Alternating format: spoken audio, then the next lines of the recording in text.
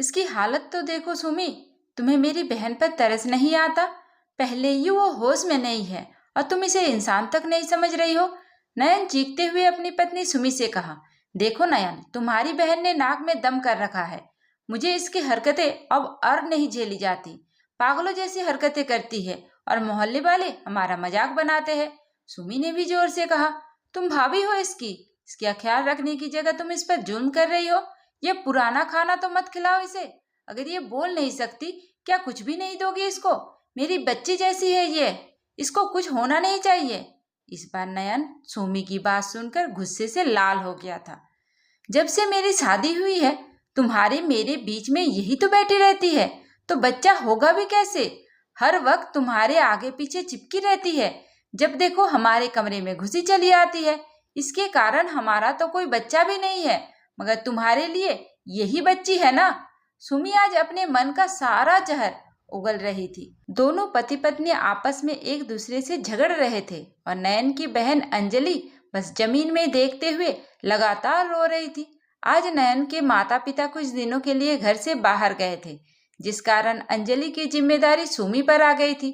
सुमी अंजलि को बिल्कुल भी पसंद नहीं करती थी। दरअसल नयन की 15 साल की बहन अंजलि शारीरिक और मानसिक रूप से कमजोर थी और इसी कारण बड़े होकर भी उसके अंदर से बचपना नहीं गया था। उसका दिमाग बच्चों जैसा ही था और ऊपर से उसे अपने कपड़ों का ध्यान भी न रहता। बोलते हुए उसकी जुबान भी इतनी ज्यादा लड़खड़ाता कि उसकी भाषा कोई भी समझ ही नहीं पाता था। दिन भर उछल कूद करती रहती और बिल्कुल चैन से नहीं बैठती थी। अंजलि की माँ और पिताजी को उसकी चिंता लगा ही रहता था, मगर सुमी उसका जरा भी ख्याल नहीं रखती थी। एक दिन सुमी ने अंजलि को घर से बाहर निकालने का एक उपाय निकाला। आज उसने अपने सास ससुर के जाते ही अंजलि से बाहर खेलने को कहा और दूसरे बच्चों से उसका साथ ले जाने को कहा। जैसे रोज अंजलि सबके साथ जाया भी करती थी, मगर कई बार अंजलि अकेली भी पार्क में घंटों खेलती रहती थी। अंजलि सभी बच्चों के साथ उछलते हुए चली गई। सुमी ने अंजलि के जाते ही घर में ताला लगा दिया और खुद भी बाहर चली गई। 2 घंटे बाद सुमी आई और घर का ताला खोलकर अंदर जाकर बैठ गई। उसे लगा कि अंजलि आकर वापस लौट गई होगी और इस समय बच्चे भी साथ नहीं होंगे, तो ताला देखकर कहीं अकेली चली गई होगी। कोई पूछेगा तो कह देगी बच्चों के साथ ही तो गई थी। आज पीछा छूटा उससे। अब ना ही आए तो अच्छा। भगवान, बस वापस मत भेज देना आप उसे। सुमी ने बैठकर भगवान से दुआ मांगते हुए एक लंबी सांस ली, मगर तभी अंदर से खटर पटर की आवाजें आने लगी। अचंभित होकर सुमी ने अंदर जाकर रसोई में देखा तो हैरान रह गई। अंजलि अंदर डब्बे खोल खोल कर कुछ ढूंढ रही थी और रसोई का काफी सामान नीचे बिखरा पड़ा था। कहीं दाल गिर चुकी थी तो कहीं मसाले गिरे थे। उसे देखकर सुमी का दिमाग घूम गया था। मैं तो ताला लगा कर गई थी, तू अंदर कैसे आई? और ये रसोई का क्या हाल बना दिया है तूने? पहले तो तू यहाँ से बाहर निकल। सुमी ने उसका हाथ पकड़कर खींचा। वो तो वही अकड़ गई, क्योंकि अंजलि बहुत देर से भूखी थी। अब उसे कुछ खाने को चाहिए था। अपने बच्चों जैसे दिमाग के कारण वो ऐसे ही जिद कर रही थी, जिसे देखकर सुमी ने उसे रसोई से बुरी तरह से बाहर खींचा। आज तेरी ऐसी खबर लूंगी कि तेरा रोम रोम कांप उठेगा। सुमी उसे खींचते हुए बाहर ले आई और उस पर जम के लात घूंसे बरसाए। अंजलि जमीन पर गिर चुकी थी और रो रही थी। सुमी का जब इतने से भी दिल न भरा तो बाहर से डंडा उठा लाई और उस नादान को खूब पीटा। अंजलि बेचारी रोती रही, चीखती रही, मगर सुमी पर कोई असर ही ना हुआ। वो तो आज अपना पूरा गुस्सा उस पर उतार देना चाहती थी। काफी देर बाद सुमी को नयन का ख्याल आ गया, तो उसने जल्दी से अंजलि को उठाया और बाथरूम में ले गई। वहां ले जाकर उसे थप्पड़ मार मार कर नहलाया और उसके कपड़े बदल दिए। साफ सुथरा करके उसे खाने को दिया और फिर जोर से डांट कर सोने को कहा। अंजलि अब तक सुमी से इतनी डर चुकी थी कि उसको देखते ही कांप रही थी। डर के मारे जब खाया ही नहीं गया तो सुमी ने उसे पीट पीट कर खिलाया, जिससे कि उसे नींद आ जाए। खिलाकर उसे मुंह बंद रखने की धमकी भी दी। ये सब करते हुए सुमी एक बात भूल गई थी कि उसके बदन पर जो मार के निशान पड़े हैं वो सुमी के जुल्म की सारी गवाही दे देंगे। अंजलि अपने कमरे में सुमी के खौफ के कारण बिस्तर पर सो गई थी। अंजलि मंद बुद्धि थी, इसलिए सुमी को अपना नयन से बचना आसान लग रहा था। ये सब करने के बाद सुमी थोड़ी देर के लिए सोफे पर बेफिक्र होकर पसर गई थी, लेकिन खिड़की खुली देखकर उसे समझ आया कि अंजलि इधर से ही अंदर आई होगी और बच्चों ने ही इसकी मदद की होगी।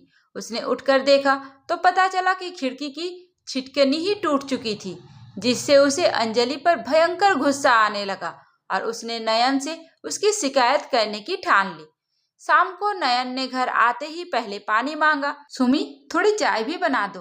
नयन ने पानी पीकर तुरंत ही चाय के लिए बोला, क्योंकि आज वो काफी थका हुआ था। नयन के लिए थोड़ी देर में सुमी ने चाय भी बना दी। अब दोनों बैठकर एक साथ चाय पी रहे थे। तभी नयन ने कहा, 1 मिनट अंजलि को देख आता हूँ, अब तक दिखाई नहीं दी। अरे वो अपने कमरे में सो रही है। क्यों अभी इस समय? क्यों उसने खाना भी नहीं खाया होगा अभी? नयन ने तुरंत दीवार पर लगी घड़ी में समय देखा तो चौंक गया, क्योंकि अभी तो 7 ही बजे थे। हाँ जी, वो आज खेलने गई थी, बाहर काफी देर तक खेली, इसलिए थकी भी है। घर भी देर से आई थी। सुमी ने बात छुपा ली थी। कोई बात नहीं, मैं देख लेता हूँ। अपनी रोज की तरह आदत के मुताबिक वो अपनी इकलौती बहन अंजलि से मिलने उसके कमरे में पहुंच गया। अंजलि को सोता देखकर उसने सोचा, खाने के लिए जगा देता हूँ। अंजलि बेटा उठ जा, चल साथ में खाना खाएंगे। मगर अंजलि नयन की आवाज पर हिली तक नहीं, जिस पर नयन घबरा गया। सुमी, देखो ना आकर इसको क्या हो गया। अब सुमी भी घबरा गई थी। उसे लगा कि कहीं अब उसकी पोल ना खुल जाए। सुमी ने डरते हुए अंजलि को हिलाया, मगर अंजलि टस से मस ना हुई। अंजलि के ना उठने पर सुमी के पैरों तले जमीन खिसक गई। वो उसको बार बार आवाज देकर हिला ही रही थी। अंजलि की बाजू पर जब नयन ने कुछ नीले निशान देखे तो वो बोल उठा, ये क्या है? अब सुमी को काटो तो खून नहीं जैसी स्थिति हो गई थी। उसके पास कोई जवाब ही नहीं, मगर फिर भी उसने नाटक करते हुए कहा, नयन आज ये फिसल गई थी बाथरूम में, शायद उससे ही ये हुआ होगा। सुमी के लिए अंजलि का उठना बहुत जरूरी हो गया था। उसने किचन से पानी लाकर अंजलि के मुंह पर छींट दिए। कुछ देर बाद अंजलि ने आंखें खुली तो नयन ने तुरंत उठकर उसका सिर अपने गोदी में ले लिया। बेटा क्या हुआ, इतनी गहरी नींद आ गई थी? नयन उससे बहुत प्यार से बोलने लगा, मगर सुमी की हालत खराब हो रही थी। कहीं अंजलि अपने भाई नयन को कुछ इशारा ना कर दे। नयन, मैं इसके लिए खाना लाती हूँ। सुमी ने जैसे ही कहा, अंजलि के हाथ कांपने लगे और वो कुछ बड़बड़ाने लगी। बार बार सुमी की तरफ देखते ही कुछ इशारे करने लगी। अब सुमी भगवान से दुआ कर रही थी कि बस किसी भी तरह नयन उसकी बात समझ ही ना पाए।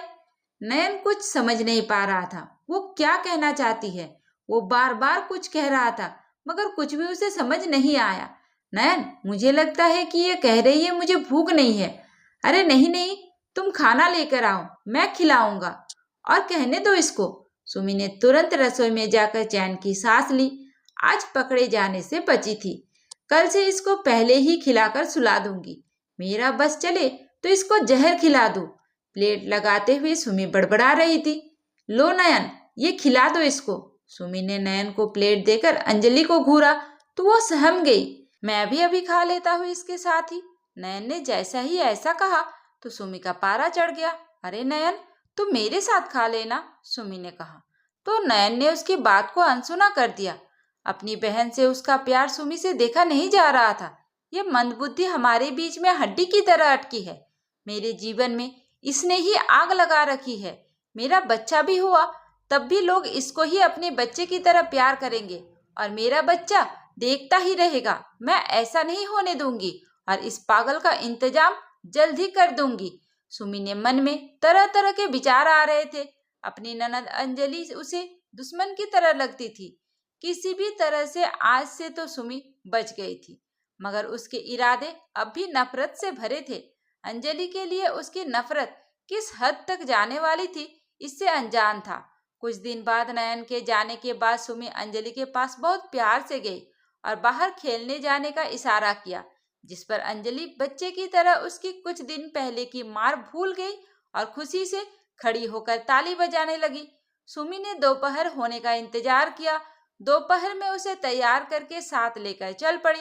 दोपहर के वक्त उसे किसी ने भी नहीं देखा।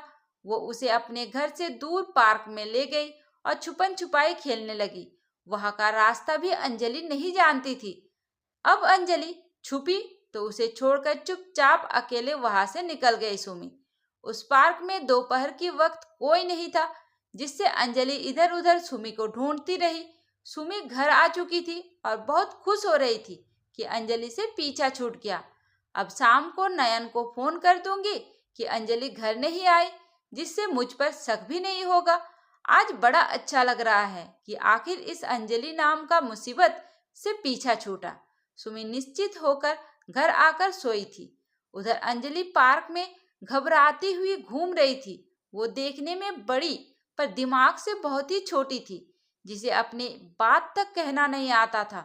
2 घंटे तक वो पसीने में तरबदर पार्क में ही घूमती रही।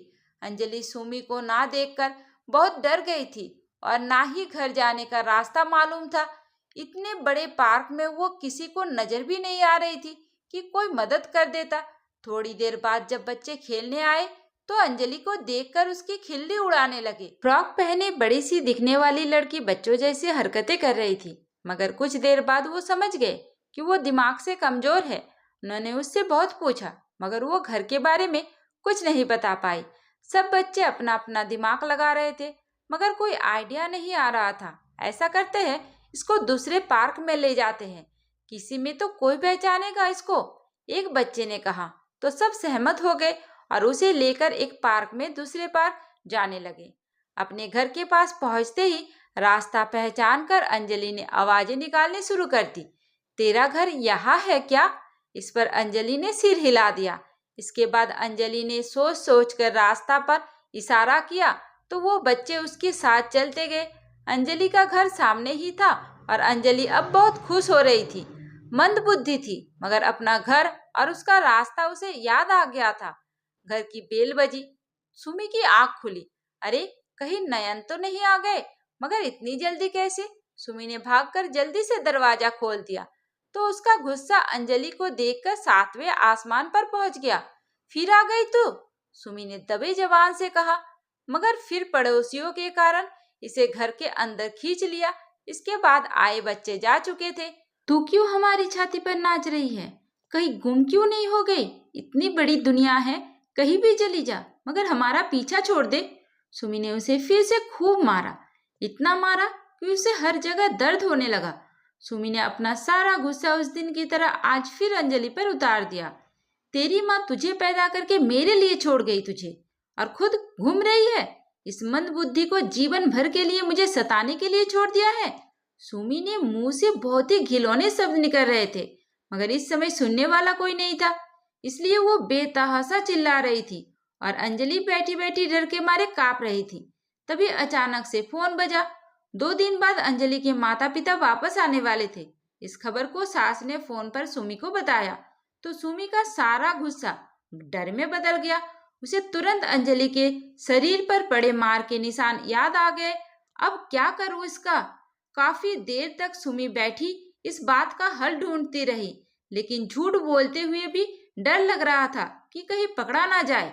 बहुत देर बाद उसने सोच लिया कि कह दूंगी अंजलि खेलते हुए पार्क में गिर गई थी। 2 दिन बीत चुके थे और दोपहर में सुमी के सास ससुर ही आने वाले थे।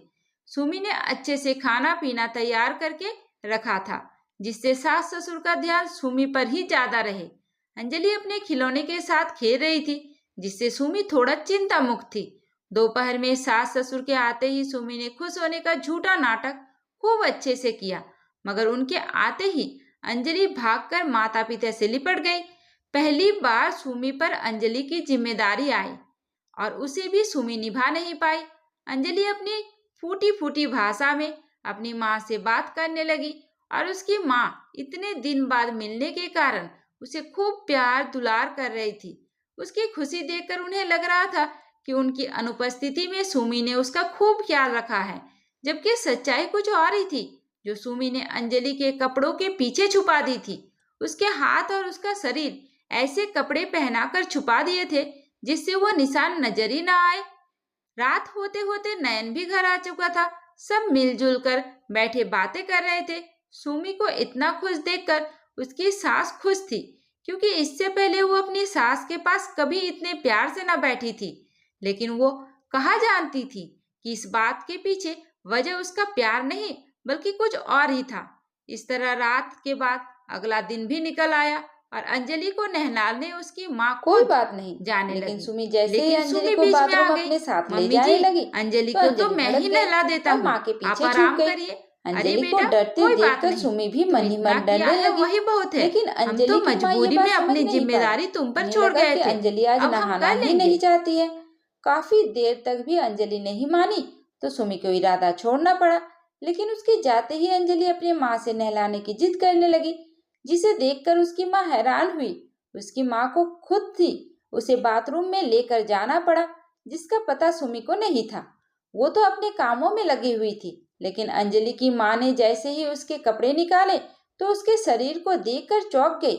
जगह जगह इतने निशान और छोटे छोटे जख्म देखकर माँ का दिल भर आया।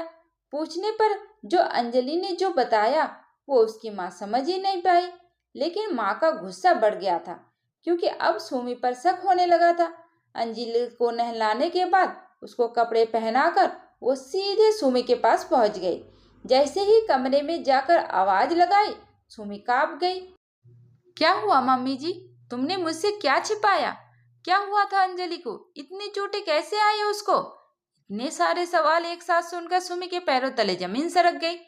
जो बात उसने अब तक सबसे छुपा कर रखी थी, उसकी पोल खुलने को तैयार थी। बताती हो या नहीं? अंजलि की माँ ने चिल्लाकर कहा।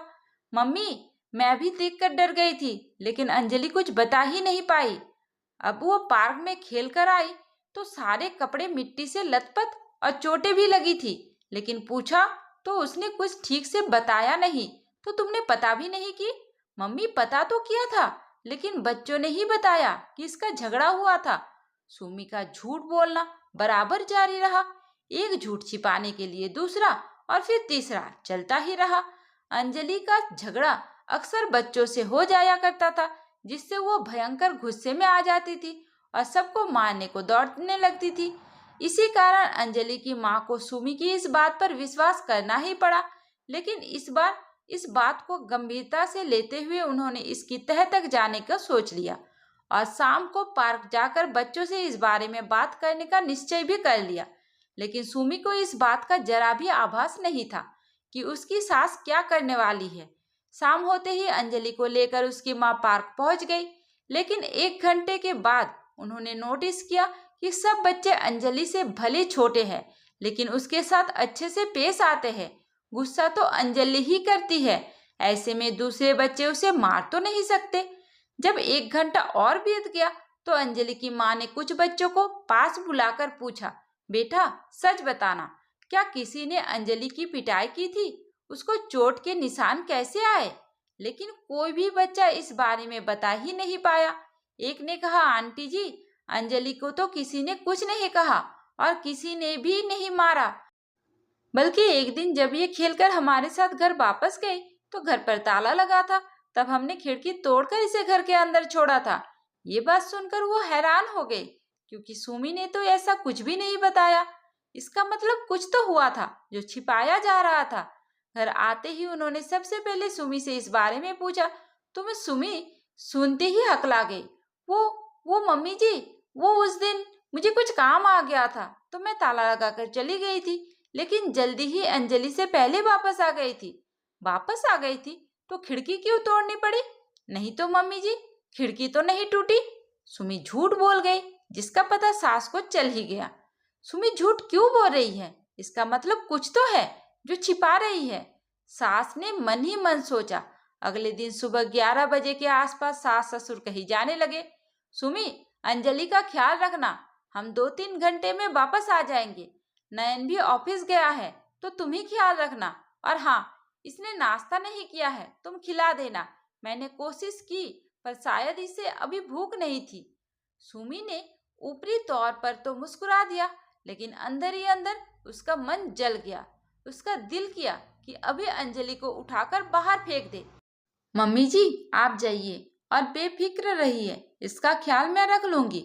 सुमी ने जैसे ही पास खड़ी अंजलि के सिर पर हाथ रखा तो अंजलि उससे दूर हटकर खड़ी हो गई और अपनी माँ के साथ जाने की जिद करने लगी। उसका ये बर्ताव उसकी माँ को थोड़ा अजीब लगा। बहुत समझाने पर ही अंजलि ने उसको छोड़ा, लेकिन सुमी का डर उसकी आंखों में दिखाई दे रहा था। अंजलि की माँ उसके पिता के साथ जा चुकी थी और अंजलि को सुमी ने उसके कमरे में खिलौने देकर बैठा दिया था और दरवाजा बाहर से बंद कर दिया था। 1 घंटे तक तो अंजलि अपने कमरे में खेलती रही, लेकिन इसके बाद उसको भूख लगने लगी तो उसने दरवाजा खटखटाया। वो अपनी भाषा में अंदर से ही खाना मांग रही थी, मगर बाहर बैठी सुमी पर उसके चिल्लाने का कोई असर नहीं पड़ रहा था। उसे पता था कि अंजलि भूखी है, मगर फिर भी वो सोफे में से नहीं उठी और उसकी आवाजें इग्नोर करती रही। अब कमरे में बंद अंजलि को घबराहट होने लगी थी और वो जोर जोर से रोने लगी थी, जिस पर सुमी तिल मिलाकर मोहल्ले वालों के डर से उसे चुप कराने के लिए उठी। दरवाजा खोलते ही उसने अंजलि पर थप्पड़ की बरसात कर दी। रोएगी, अब रोएगी, बोल, अब रोएगी। सुमी उसको लगातार जोर से थप्पड़ मारती हुई बोलती जा रही थी और अंजलि उससे बचने की कोशिश कर रही थी। सुमी अपना आपा खो चुकी थी और भूल गई थी कि इस बार पिटाई के कारण ही सास को इस पर शक हो रहा था। तेरी कारण मेरी गले पर तलवार लटकी है, हरामखोर, जाने कब मरेगी। तभी अचानक दरवाजे की घंटी बजी तो सुमी का माथा ठनका। इस वक्त कौन हो सकता है? कहीं ये लोग वापस तो नहीं आ गए? नहीं नहीं, ये लोग इतने जल्दी थोड़ी वापस आएंगे, कोई और ही होगा, खोल कर देखती हूँ। सोचते हुए सुमी खुद ही ठीक करती हुई कमरे से मुस्कुराहट के भाव लेकर दरवाजे पर पहुंच गई और दरवाजा खोल दिया। लेकिन सामने देखकर बेहोश होते होते बची। सास ससुर सामने खड़े थे। सास ने पहले सुमी की तरफ देखा, फिर सीधे अंदर चली गई, जिससे सुमी समझ गई कि अब वो फंस चुकी है। माँ को सामने देखते ही अंजलि तेजी से उठकर लिपट गई।